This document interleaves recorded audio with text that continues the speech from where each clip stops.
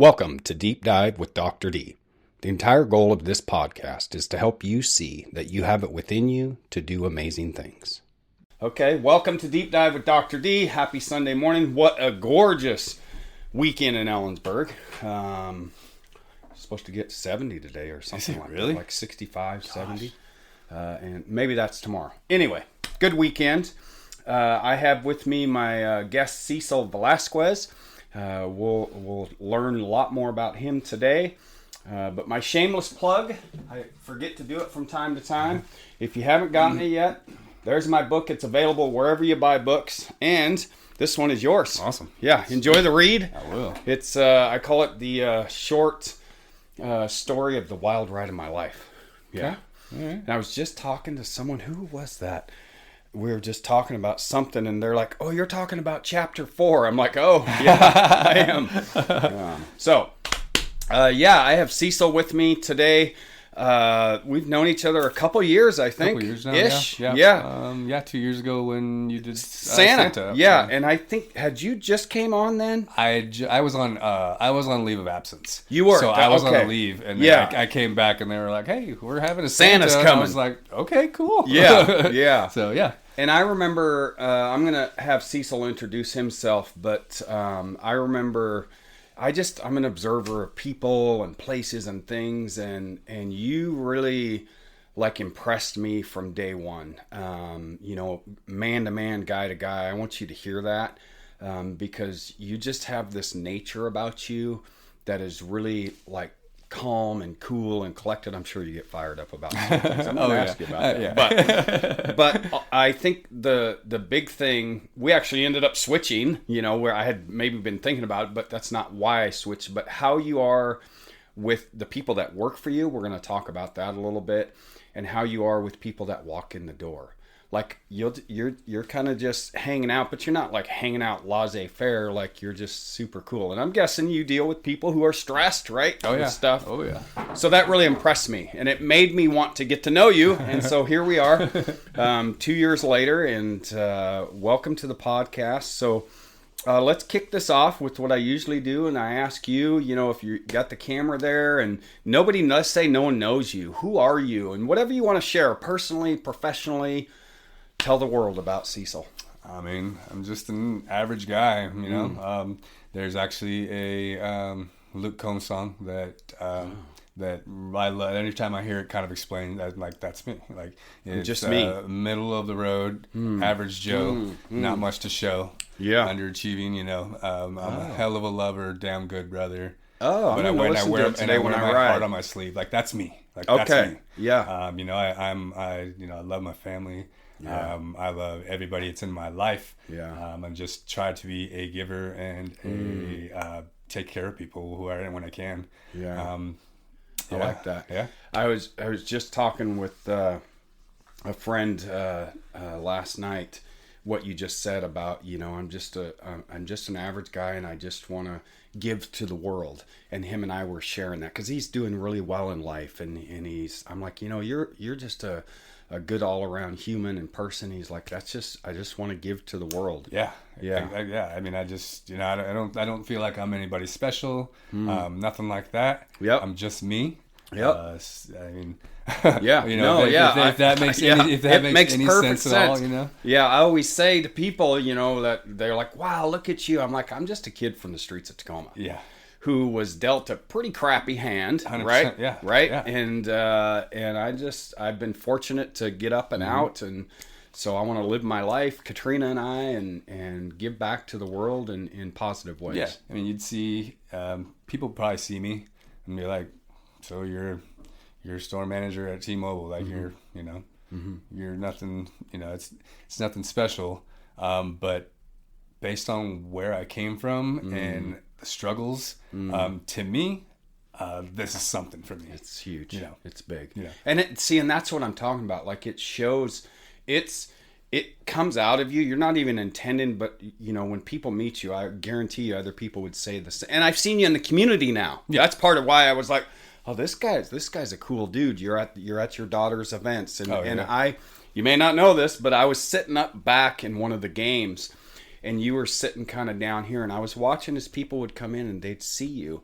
and they'd want to say hello to you. Like that's pretty fucking cool. Yeah. Right? Yeah. Again, for guys that have came from some places to people want to say hi to us. 100%. That's pretty good. Yeah. Okay, so tell us about your family. Family. I have married. I have a wife. We started dating in 2017. We got married in 2019.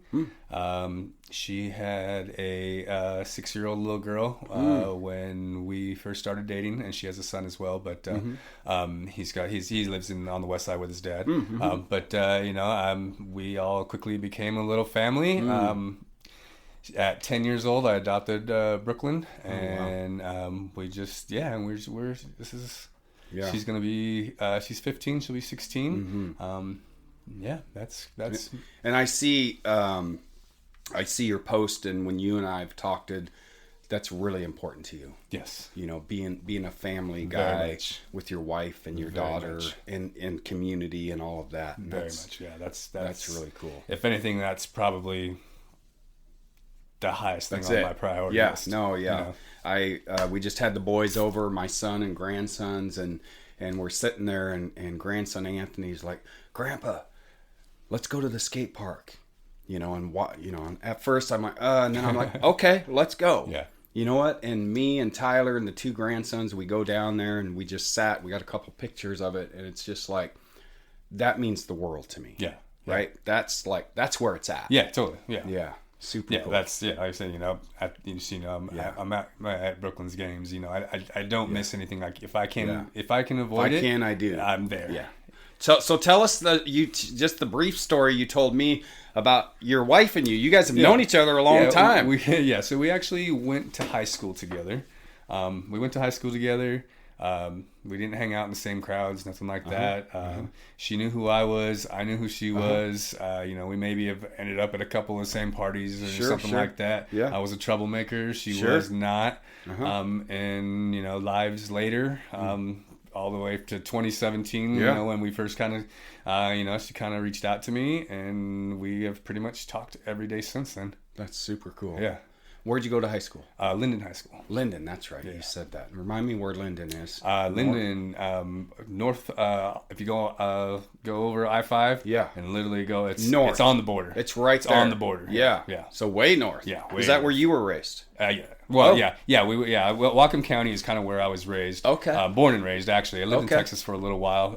For a little stint of life between there. Cool. But pretty much born and raised in Whatcom County, Bellingham, Ferndale, Blaine, Birch Bay, Linden areas. And remind me what brought you to Ellensburg. To Ellensburg, so we were living after Tiffany and I first started dating. I had some struggles.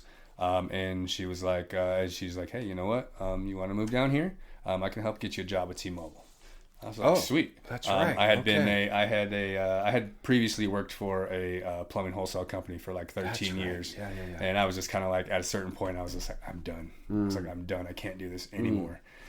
So were you guys dating at this time? We were dating. Yeah. You were? Yeah, we were dating at that time. Oh, wow. Okay. So she was like, she's like, hey, if you want to move down here, can help you get a job. So we were living in Everett. She lived in Everett at the time. Okay, got it. So I moved to Everett. Okay. We lived there for a little while. We did our thing there, and we have. I used to be a part of the Bearded Villains Beard Club. Yeah. Okay. A couple of the guys live here. So you'd been here. So I'd been here. Yeah, we used to come here every year for Christmas parties. We'd have the Christmas party at their house every year. We'd do donations and that sort of thing. But it was a cool little town. Yeah. And then my wife's all her family pretty much lived here. Her dad. Her dad lived here. Her mom lives here. Her grandparents lived here. So there were some strong connections. Her both of her sisters lived here. So that's cool. It was like, me personally, I don't really have anything. Yeah. So if that's what you want to do, let's do it. Yeah, let's do it. I ain't got nothing holding me over here. And how long ago has that been now? That was in 2020. Okay. Yeah. Oh, right during the old pandemic. Year of the COVID. Yeah. Yeah. We probably after a year, people were like, "How you guys like it over there?" We were like, "Don't know. We don't know." Yeah. Not sure yet. That's cool. So that store's doing well. Yeah. I mean, every time I drive by, we opened that store opened in 2020. Yeah, it did. Yeah. Because they closed the Sprint store. Had they closed it yet? They hadn't closed it yet. It was still yet. there. Yeah. Like a year and a half after that is when T-Mobile bought Sprint, and then kind of all that stuff. Got it. And merged over. Yeah. Okay.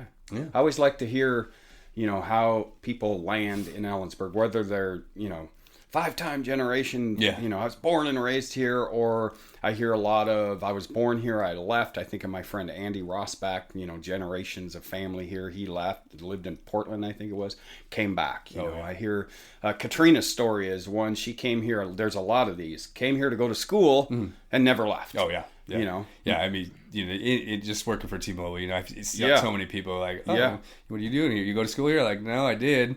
And then I'm still here. Still here. Yeah, my plan 25 years ago, I came here to be closer to my son, who had moved to Yakima with my ex-wife and came here with Fred Meyer. And it was not, I didn't have any plans, but here it is. Here we are. I love Ellensburg. Yeah. It's cool. It's a nice little town. Yeah. Let's do a question. Sounds good. All right. It's almost like homework. Does it feel like that when I send the questions? I've never asked. No, not really. Does it cause you stress? Maybe at first. A little when you see them? Yeah. And then I was kind of like, okay. I try to frame it like it's just going to be you and me talking. Yeah. They kind of help guide us. So let's do this. You've lived a full life and you've built something meaningful for yourself and your family. When you look back, what moments or lessons shaped who you are today? Probably a couple different things I can think about as I was young, like teenager. One, probably the first time, I was in trouble all the time. Okay. I was in trouble all the time. In and out of juvie. I think you and I ran with the same crowds. In and out of juvie. I was in Tacoma. You were up in Linden. Yeah. People don't think like, oh, you're in Linden. What are you like? Just a small little quaint Dutch town. Like, I get that. But so you were running. I'm gonna find trouble. Yeah. Okay. We're gonna find trouble. If you want to find trouble, you're gonna find it. So I was in and out of juvie. And it was cool. It was all right. It was whatever. My dad would bail me out. Oh, it's okay. My dad's gonna bail me out. Oh, okay. And then I kind of got in trouble a second time for kind of one of the same offenses, and they were like, the judge was like, okay, and my dad was gonna bail me out, and my oldest sister was like, Dad, no, let him think about it. It's just so. I sat there for. So you didn't get the call. No. Velasquez, you're out. Yeah, exactly. You know that sound, right? Yep. So it didn't come. So no, it didn't come. So I was there for 9 months. They sent me to what I always call a kiddie prison. Nacelle youth camp, I think is what they called it at the time. So that kind of really was like, whoa. Okay. I was like, all right. At that time, I think I was 15 because I turned 16 in there, and still kind of like, oh. So that was kind of a little bit of an eye opener. Yeah. And then not long after that, I was trying to figure out myself. Sure. I was trying to, I was 16, 17. I was going to be 18. Now the years are going by, and at 16, not long after that, I went to visit my mom in Texas, and I got a phone call that my best friend had been shot and killed. Oh, wow. And that was just like, wow. Oh, wow. So that was another big eye opener. Yeah. Of, hey, you need to do something. You need to figure it out. Yeah. You need to figure it out. Yeah. And that's kind of where it was like, okay. After that, I left. Once I finally got home to Washington, I've been working ever since then. I just kind of was like, no, this is what I have to do. Like, I can't, I'm not going to kiddie prison anymore. You're going to big boy jail. Big boy jail. Yeah, you're going to big boy jail now. So that was so probably... Wait, so it's a myth that jail's cool? He totally myth. Right? Total myth. I know. I said it. Total It's myth. like, no, there's something about when that door closes. Yeah. And you hear that realization that your freedom's gone. Mm-hmm. I don't care how cool you are, jail's not cool. It's yeah. Laying on a cement pad. God. Yeah. With lights that never turn off. Yeah. People telling you when to get up. People telling you when to go to bed. When you can eat. Yeah. When you can't eat. What you eat. Yeah. Yeah. It's that was a big those two. So those probably... 2 times when your friend when your friend died. when your sister said, "Dad, no more." Yes. Right? Held up a mirror for your dad saying you're not helping him. So you spent 9 months. So those were momentous times. Very. Yeah. Yeah. That was kind of where it was like, hey, man, you got to figure something out. Yeah. So did you try calling your dad to say, hey, will you get me out? Or did you know he wasn't gonna? No, he would come visit me. He'd call me and come visit me all the time. Yep. Like even when they sent me away, like we lived up in, like what I was saying, up in almost by but the were you Canadian mad? border. Was I mad? Probably, yeah. I was a little upset. Yeah. Like what the heck? Yeah. You know? You always did this before. Yeah. Why? Probably even more mad at my sister. You know? Oh, yeah. Like, what are you doing? Like, you're messing up my game here. yeah, 100%, sure. yeah. But my oldest sister she's always been kind of like our mother. Okay. Like, I have two sisters. So, yeah. Okay. So she's always plays like our mother. Like just even just a little while ago, like a week or so ago, I had a little struggles and sure first, hey, Vic, you call her. You talk to her. Yeah. Yeah, it's my brother. Yeah. It's like my oldest brother. Yeah. He was a father figure to me a lot along the way. So that's and I asked that just, so people can kind of hear, because I get a lot of calls and I talk to people about helping people find a path to recovery, right? And it's that thing of, when you keep giving to someone who's in active use, are you really helping them? Or are you hurting them? And I remember much smaller scale, I had gotten arrested and got thrown in Raymond Hall in Tacoma. And my stepdad at the time, he let me sit in there. And it wasn't 9 months, but it was like, I don't know, 4 or 5 days. And it was like, oh shit. Yeah. This I've heard, sucks. I've heard stories of Raymond Hall. Yeah. It sucks. So I like to say, and I'm hearing this with you, that you knew your dad still loved you. Totally. You knew your dad still cared about you, but you also learned that dad wasn't going to keep bailing you out. That you had to be held to account for your actions. Yeah, 100%. And that's helpful, 100%. right? Yeah. Yeah, that's, I was going to say super cool, but interesting. Had that not happened, yeah. who knows what I'd be doing right now. Yeah. It makes me think of the time that I went to my grandma Hesselwood's, and her picture's on my desk in my office on campus. And I was in my mid-20s in Tacoma, and I was kind of trying to turn things around, but kind of full of shit, but kind of doing this dance. And I went over, and I needed a place to live. I was couch surfing, Yeah. and didn't have a job, wasn't, sufficient at all, self-sufficient. And I went over, and I asked her, and I called her. This is old school, before cell phones. Can I come and talk to you? And she's like, sure. She loved me, right? I knew so she said, sure, come over. And I'm like, hey, can I live with you and Grandpa? And she just calmly said no. And I remember leaving there kind of pissed off, a little upset, but also, why would you let me live there? Yeah. And good for you for, there was part of me that also knew that. And I'm hearing that with your dad, that, you knew your dad still loved you, but you also knew I made this mess. 100%. I've got to clean it up, right? Yep. Yeah. From the outside, you come across, and you really do, like, as a very grounded leader. Like, you're, seriously, dude, when I've been in there, and what I hear from Haley, who is, I consider her a friend and someone I talk to, she really looks up to you in this way. So, from the outside, you come across as a very grounded leader, both at work and I'm guessing also at home. Educated guess. I've never been in your home, but just from what I can tell about you. What values guide you on how you show up as a dad, husband, and a leader in your work? Is it, not sure if it's considered a value, but just making sure I'm there for everybody. There was a big part, so you hear talk about my dad. My dad was my hero, don't get me wrong. Okay. And not to downplay my dad at all, but he, and then that portion was like my younger year portion. And then after a certain point, dad wasn't there. That's why I was in and out of jail. So adult years, we're talking now? Yeah, once I turned probably 11, 12. Okay. Oh, wow. Yeah, not even adult years, like 11 or 12. Yeah, you were young. Like that's kind of, that was, he had his own problems. Okay. With alcohol. Okay. So, Yeah, like that was, and I don't want to downplay or talk You're bad fine. about my dad, but he wasn't there.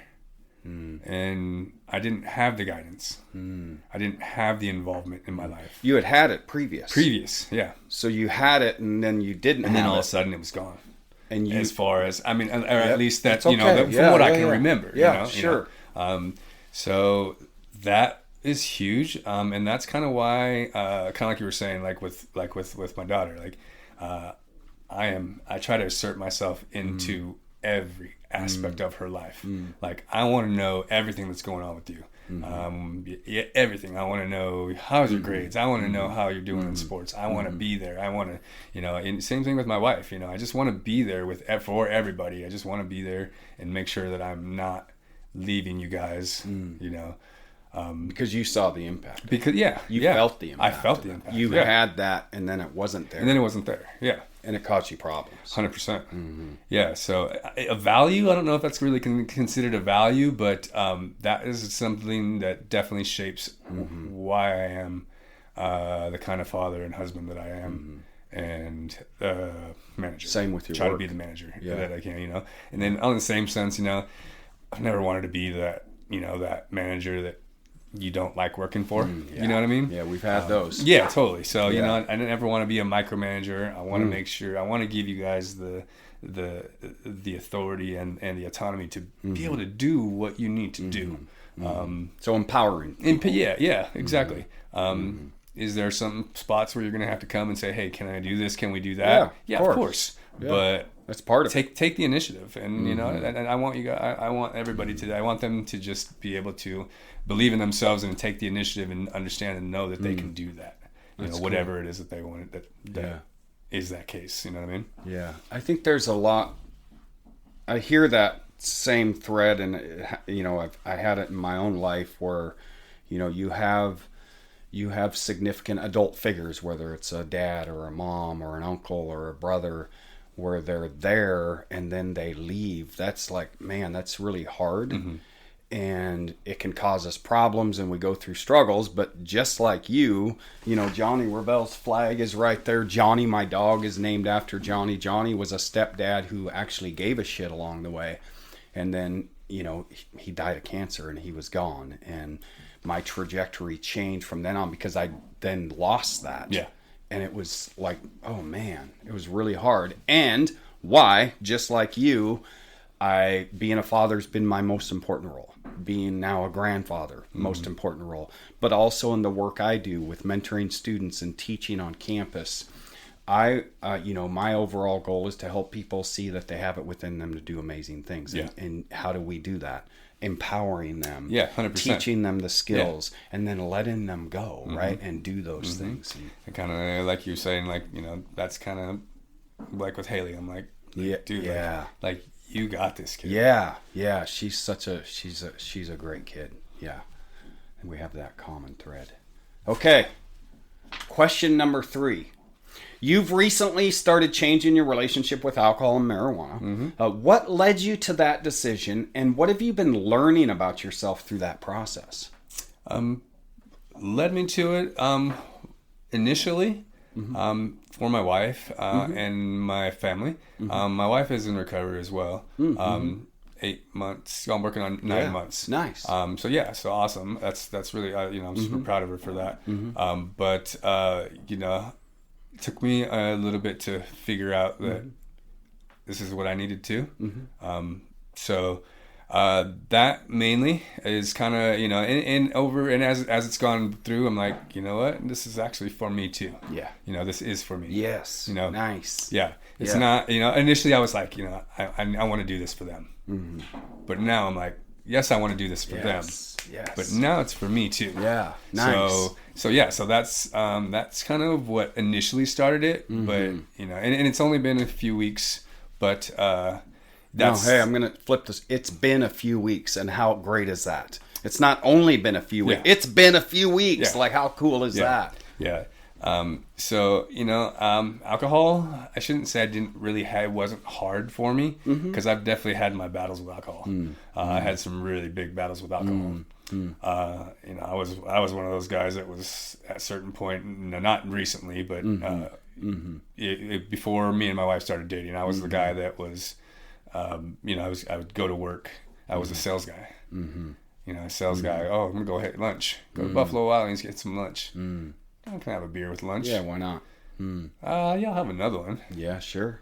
And next thing I know, it's 4:30. I'm like, wow, shoot. Well, all my stores are they're getting ready to take off. So yeah, might as well go home and go back to the stomping grounds and finish it off. So I'd go back to the local bar from where I was staying at. Go to the local bar, turn it down.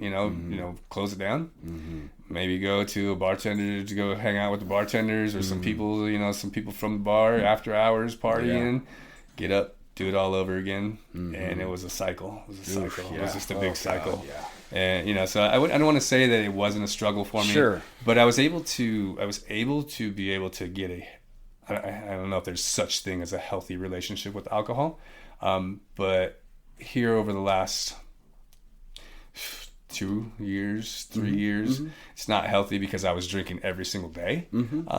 But I was that guy. Less. Yeah, I was that guy that I could go. I could have 2 beers. Great. And just be like, yeah, cool, I'm done. A couple months ago, I took my stepson back to drop off on the west side. It's where we do, because my wife had to work, and I was like, oh, okay. So I told her, hey, I'm going to stop at the Nike outlets in North Bend. So I did, and then I hit Clail. I'm finally coming back hitting Clail. I was like, I'm going to go to Drew Brew. But I was that guy. I could go, and I was like, I'm just going to have a beer. I drank a beer and went home. Cool. I said, I don't know that it's considered healthy, but that's kind of where I was at. Yeah. But in the same sense, every single day was, it's still it's a problem. It's a problem.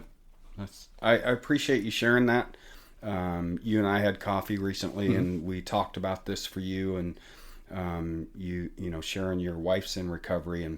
And for anyone listening out here, I always like to point out when I hear this from other people, it's not just me. Number one, harm reduction works. There's a term in the recovery arena, harm reduction, and you're a great example of that. You reduced your drinking from what was problematic drinking levels to, I can have a beer and good. Great. That's called harm reduction, and it's a beautiful thing. The other more important one that I appreciate that you shared, I didn't ask him this, I didn't know he was going to say this, is that, and this happens all the time. So first let me start with the meme we see. And I don't agree with it. It's a myth that nobody's going to get sober unless they want to. Nobody's going to quit using unless they want to, blah, blah, blah. Now, let me argue the myth. Here's the myth, is that most people change their relationship with drugs and alcohol because of some external crisis, force, whether it's family, the courts, something, physical health, right? That's an external motivator to get sober. That mine was, I was afraid to death of going to prison. I didn't necessarily, doing meth was like, yeah, I should probably do that, but quit smoking pot or quit drinking, I don't know. Yeah. But I did it because of that external motivating factor. And you just said it. Your wife, she's getting sober, and you're like, oh, if my wife's doing it, I might want to consider. And then you said it. As we get in this process of recovery, we realize, oh, and this happened for me. This feels good. Oh, shit. I'm not going to jail anymore. My probation officer doesn't want to see me every fucking week. My family wants to see me. Then it's transitioned to that internal. Yeah. So, right? Isn't that a fascinating thing? 100%. So good for you. Yeah. And marijuana, that's my problem. That's my struggle right there. That's my struggle. I mean, the first time I ever tried marijuana, I was 10 years old. I was 10 years old, living in Texas when we lived where we lived. I had a little buddy that we always used to hang around with. He had a brother that was probably a few years older than us. Yeah. Had a little plant growing in his window. Yeah. Oh, yeah. He pulls something. He's like, "Hey, you guys, go smoke this," and we did. Yeah. And I probably I'm gonna be 48, and I've probably smoked marijuana better part of 38 years of my life. Long time. Yeah. Yeah. And for the longest time, I was like, why? It's not a problem. Yeah. It's not a problem. There's nothing wrong with it. Doesn't hurt anyone. Yeah, it don't hurt anybody. me. It's not hurting me. Yeah, I'm fine. I don't go to jail. I can function. Yeah, I still function. Sure. I'm still good. I still get up. I still go to work every day. I still, I'm still involved with my kid. I'm still involved with my wife. I still do anything and everything that we want to do if we need to. It doesn't hurt me. Yep. But yeah, kind of like you said, like we were just saying, like after a while, I'm like, no, this actually feels really good. Yeah. And that one is the surprise for me, because not really a surprise, but that's where I struggled. That was my struggle. Yeah, that's super cool. Yeah, I kind of like you, I was the guy who, this is way back when I'm in my early 20s, and before I met heavy drugs, I drank and smoked pot, and I even smoked cigarettes, and I was like, I go to work, I'm not hurting anyone. Yeah. What's the problem? But, once I discontinued use of everything, I went, oh, number one, I'm saving a lot of money. That's pretty cool, right? Yeah. Number two, I wake up with a pretty clear head now, and all of the things that then come after that, we find the value in that, what, maybe I don't need this. It's crazy that, that's just kind of like you said, you're like, oh my God, like, I realized, obviously I knew how much money I was spending. Yeah. But it didn't really click. Yeah. So, at a certain point, I have like we have like so I have like my own little slush fund that I would have, and a little card, my wife would set up a little direct deposit for, the part of my check, a little bit of my check goes into a different card for me. Great. And I was always, every time I'd get paid, I'd be like, oh, gotta go hit Firehouse. Yeah. Gotta go hit the Firehouse. Yeah. And so then that funds were gone, and I was like, dang. Yeah. And then the first time after these these 3 weeks, I was like, I got money. Dang, I still got money in there. Like, what the heck? Yeah. So cool. you don't you realize, but you don't realize. Yeah. Well, good for you, and I appreciate you, being willing to talk about that. I think it's good for people to hear. Like, I'm big on everyone's walk is everyone's walk. Yeah. Your walk is your walk. I'll always be here to support you. Yeah. I'm telling you that on this recording. I don't care what, I think the more of us, even within the recovery community, that have more open minds to what different paths of recovery can look for different people, the more lives we're going to save. Yeah. So good for you. Super cool. Last question before our 2 closing questions. This has been really cool. I really, really appreciate this. You've talked about, and this is the other thing that you get a sense about you when you first interact with you, and it's what's like, this guy's got this. You've talked about having gratitude for your journey, okay? Even with the past, that wasn't always easy. Like, you and I have some similar paths, right? Crazy childhood, a lot of problems as kids, even navigating adulthood hasn't always been easy, right? How has that perspective shaped the way you approach growth and change today? Well, I'm a very firm believer that everything happens for a reason. Everything happens for a reason. Can you repeat the question for me again? Yeah. You've talked about having gratitude for your journey, even with the past that wasn't always easy. How has that perspective, that having that gratitude for the journey, how has that shaped the way you approach growth and change today? Like, how does it, when you're mentoring or managing or being a dad, how does being in those roles, how has that been shaped by your past? Again, kind of just trying to be there for everybody, making sure that I'm available, making sure that I'm there, that I'm available. Like anybody, you've said that a few times. Like my staff knows, all my staff knows my phone's always on. Okay. Like my phone's always on. They know. And is it just because of that situation with your dad, or has other things shaped that? You've said that several times during this. It's important for you to be there. Where does that come from? I think probably just because I didn't really have anybody. I didn't really have anybody growing up. I had kind of just a quick back on my story. Yeah, I was born in Bellingham. Born in Bellingham. We moved to Texas shortly after that. I don't even know the time frame. Sure. Probably lived in Texas because that's where my dad grew up. My mom and dad grew up. We moved to Texas when I was, I don't know, 3-ish or so. My mom and dad got divorced or separated, I should say. Didn't really see my mom a lot. My sisters, my oldest sister was, I think, a freshman in high school when she ended up getting pregnant and moving out of the house. Oh, so young. And then my other sister was a senior in high school when she did that. So there's an age difference.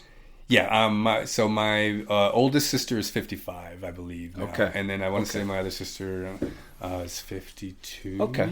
Yeah. I think. So not huge age Not difference, huge, but no. Yeah, but they moved out early. They moved out early. Yeah. Then it was just you me and my dad. Okay. Me and my dad, and we lived a lot with my grandparents in Texas a little while there. My dad was, he had tons of girlfriends, girlfriends here, girlfriends there. Okay. We moved we used to move kind of like you said, like you that's said. That's what we did. We moved. Yeah, you said that one day. Yeah. What we did is we moved. Isn't that fascinating? That was normal. We didn't know any different, but looking back, like, oh my god. Yeah. So I don't know. So that has an effect. Yeah. So I don't know how many different spots we ever moved to. And after creating friendships. Yeah. Yeah. And then after that, it was in school there in Texas. I didn't really have a ton of friends. I was at a certain point I was kind of bullied and I was really young. I was bullied for about a year or so that I can remember. And then we moved back to Texas, back to Washington when I was probably 10. Lived back. We've been back here since. So, and then again, and then it was just trying to fit in and not in trying to find people. And then that's kind of when I fell in with the wrong people. Wow, our stories kept falling in with the wrong group. Yeah. Were they there for me? Were they my friends? Absolutely. Yeah, they were. Yeah, they were. They were. As we would say, they were down for me. Yeah. They were my friends. But also came with that the problems. Yeah, 100%. Yeah. So I think just in general, like just kind of like that's my whole. Like I feel like I've always just been kind of me, alone, just kind of alone. Yeah, that I don't want anybody else to feel that way. So you want to flip that script. Yes. Yeah. You and I have I agree with you that I believe everything happens for a reason, and you and I are supposed to meet for a reason. Yeah. Because we have a lot of similarities and I too, in a lot of ways, I don't, I want to be there for people, and that's really strong for you. Yeah. And it makes sense. Yeah. Right. Yeah. Yeah. That whole thing, I was telling one of my employees yesterday about that, I kind of had to say the same thing. It's like, everything happens for a reason. I'm a firm believer. Yeah. I worked for T-Mobile for a few years and I kept trying to apply for assistant manager job as I was a sales rep.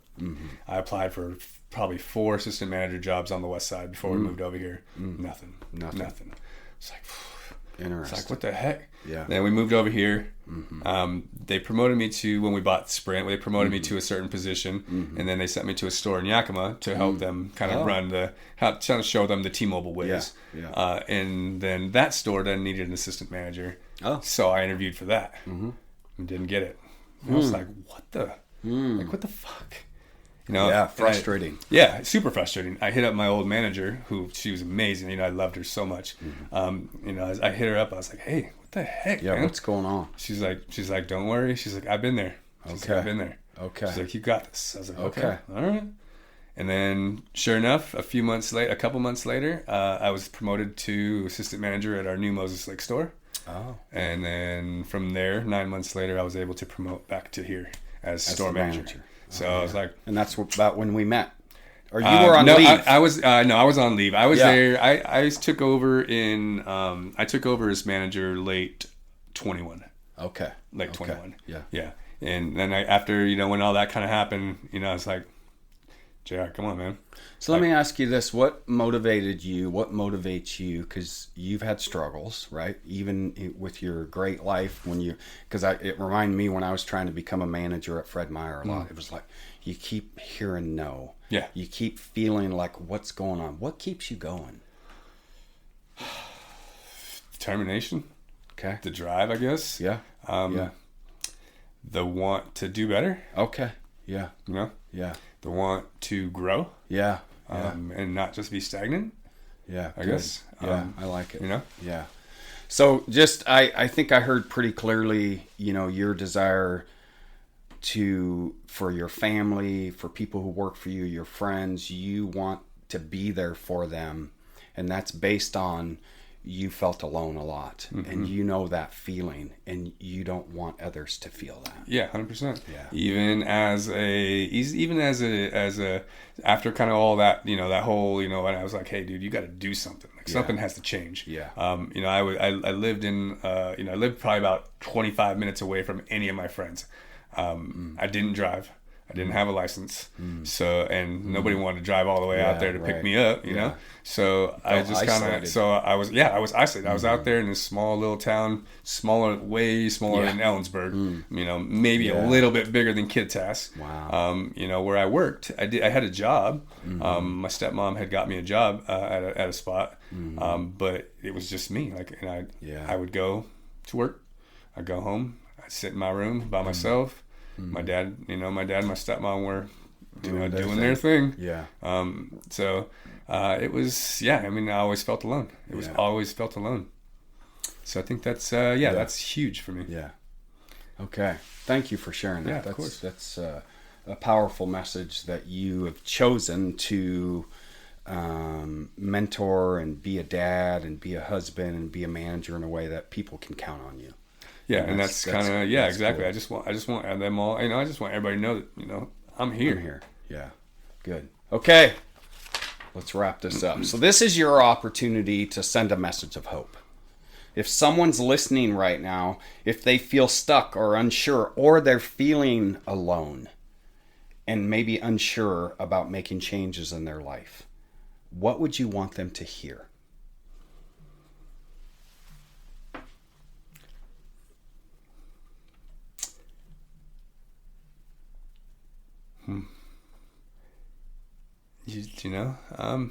What were you longing for?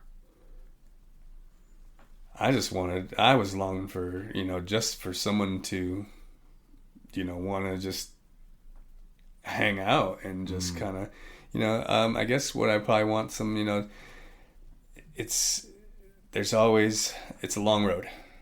There's a long road and there's a lot in front of you.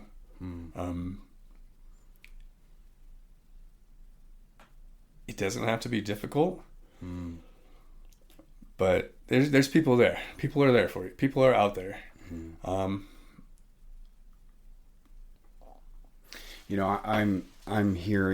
feeling from you, because it can bring me back to when I felt really alone.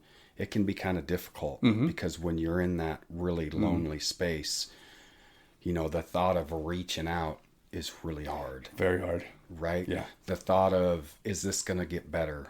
Yeah. Is like, I don't know if it's going to get better. Yeah. And it reminds me, I've said it several times as I've had conversations with people on this podcast. It was just a few blocks over here where I was just completely depressed, full of anxiety, and felt like my life was over. And people were doing welfare checks on me. Thank God for those people. Yeah. Right? I had law enforcement that came in and said, David, let's get you some help. And so I get that feeling from you that it can be hard to give a message of hope when you go back and you're feeling that. Yeah. Yeah. So what got you through?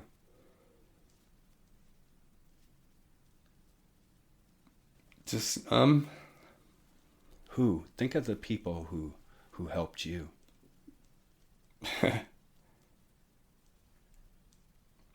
Well, I feel like there was a certain part of my life, what I always call my previous life, where I was a big part of the church. Okay. I was a really big part of the church. Okay. And I think that kind of helped me through some of the years. Yeah, good. Okay. I think that helped me a lot through some of the years. Mm-hmm. It gave me a purpose. Mm-hmm.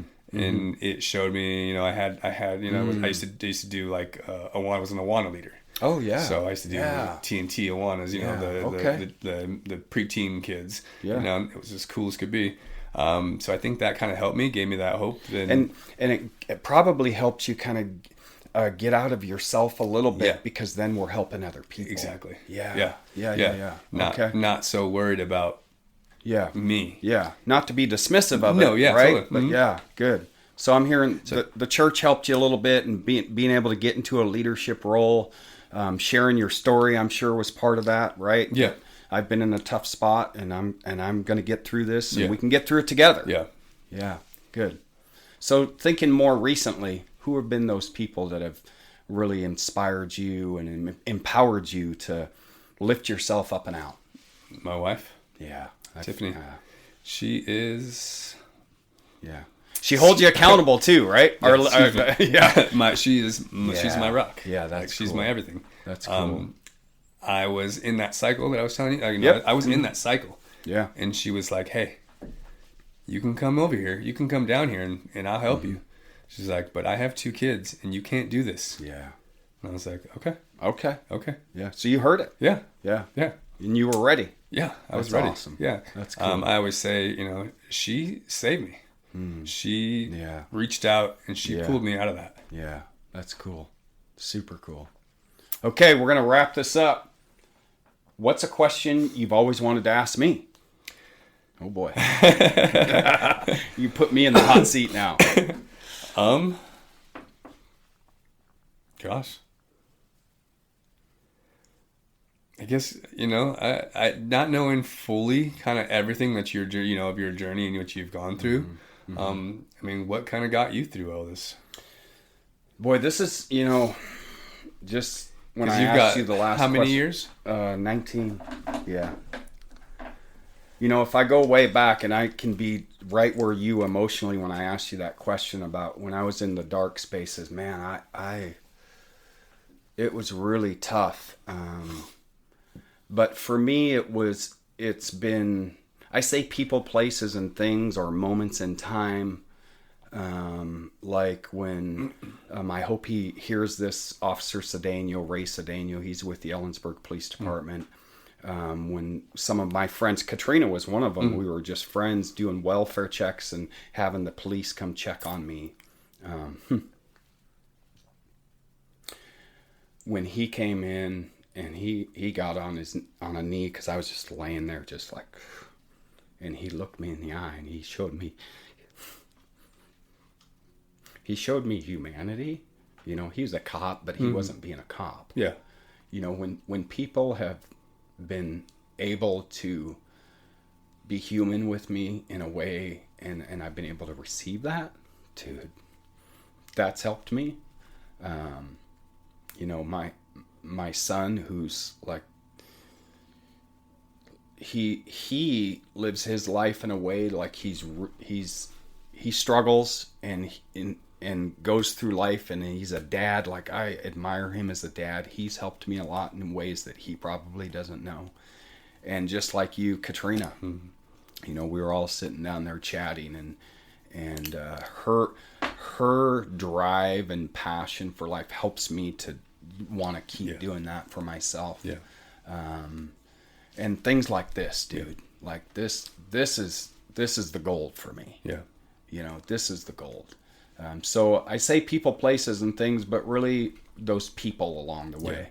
I'm thinking career-wise, Kevin Roof, who's now retired from Fred Meyer, he gave me a chance years ago. I was early recovery. I was a convicted felon from 1995 to 2010, and in 1998, he got approved all the way to the top to hire me. He saw in me something other than what a piece of paper said. Yeah. That shit fuels my fire to want to do what? Lift other people up and out. Yeah, that you said he gave you a chance. Like, I always say that if people didn't give people second chances, I would be nowhere. Yeah. You're right. Yeah. I would be nowhere. Yeah. Not that I'm anywhere, you know, Yeah. prominent, No, nothing, I hear but you. I would be nowhere. Yeah. Yeah. You know, you say kind of like your son, you know, like same thing, like Brooklyn, like my daughter, Yeah. she, you know, she probably doesn't realize it, but I needed her, Yeah. you know. Yeah. Super cool. This has been great. Thank you for joining me. Yeah. Thanks for listening to Deep Dive with Dr. D. You can follow me on my other social media channels by clicking the link in the description.